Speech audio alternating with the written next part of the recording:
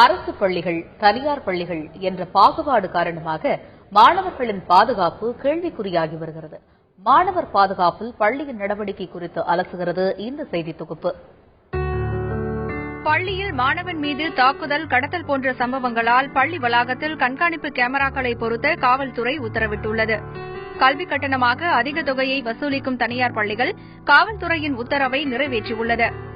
தங்கள் பள்ளியில் முக்கிய இடங்களில் கண்காணிப்பு கேமராக்கள் பொருத்தப்பட்டுள்ளதால் மாணவர்கள் அச்சமின்றி வந்து செல்வதாகவும் திருட்டு, கடத்தல் போன்ற சம்பவங்கள் தடுக்கப்பட்டுள்ளதாகவும் தெரிவிக்கிறார் தனியார் பள்ளி முதல்வர் ரேவதி பான்ஸ். 24 கேமராஸ் வச்சிருக்கோம். ஸோ எங்கேயுமே பிள்ளைங்களுக்கு ஏதாவது ஒரு ஆபத்தோ எதுவுமே நடக்க முடியாது. பிள்ளைங்களை கடத்திட்டு போறதோ அந்த மாதிரி எந்த காரியமுமே நடக்க முடியாது. ஏன்னா ஃப்ரண்ட் ஏரியாவும் கவர் பண்ணிட்டு இருக்கோம். பொருள் காணாம போச்சு அல்லது ஒரு பைக் திருடு போச்சுன்னா கூட அதை நாங்க கண்டுபிடிச்சிருக்கோம். எங்களுக்கு இட் ஹஸ் ஹேப்பன்ட். ஒரு பைக் ஒருத்தரோட பேரண்ட் இது போச்சு, அதை யார் திருடினாங்கன்றது கூட, ஏன்னா ரோடோட ஃபோக்கஸ் கூட எங்களுக்கு இருக்கு. ஸோ பார்க்கிங்ல இருந்த பைக்கை கூட நாங்க கண்டுபிடிச்சிருக்கோம் யார் எடுத்துட்டு போனான்னு.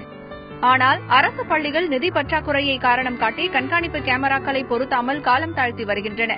இந்த விஷயத்தில் தேவைப்பட்டால் தொண்டு நிறுவனங்களின் உதவியை அரசு பள்ளிகள் நாட வேண்டும் என்கின்றனர் கல்வியாளர்கள். கேமரா இருக்குன்னா அந்த இடத்துல தப்பு நடக்காது. பல அரசு பள்ளி கட்டடங்கள்ல பாத்தீங்கன்னா வாட்ச்மேன் இல்லாத போது இரவு நேரத்துல யார் உள்ள போறாங்க, யார் வெளியில வர்றாங்க, என்ன அங்க நடக்குது, அப்ப காலையில அது அசுத்தமா கடந்தா அதை யாரு சுத்தப்படுத்துறது, இப்படி பல சிக்கல்களை பல பள்ளிகள்ல எதிர்கொள்றாங்க. அரசுக்கு நிதி இல்லைன்னு சொல்லுவது ஏற்றுக்கொள்ள முடியாது. மாநகராட்சிகள் எல்லாம் கல்வி என்ற பெயரிலே வரி வசூல் செய்து அதற்காக நிதி என்பது ஒதுக்கப்பட்டிருக்கு. ரெண்டாவது, அப்படியே நிதி இல்லைன்னு சொன்னா கூட தொண்டு நிறுவனங்கள் நிறைய இருக்கின்றன. அந்த தொண்டு நிறுவனங்கள் மூலமாக அரசு பள்ளிக்கு உதவுவதற்கு அவங்க தயாரா இருக்கும் பொழுது அவங்க மூலமா கூட இதை இன்ஸ்டால் பண்ண முடியும்.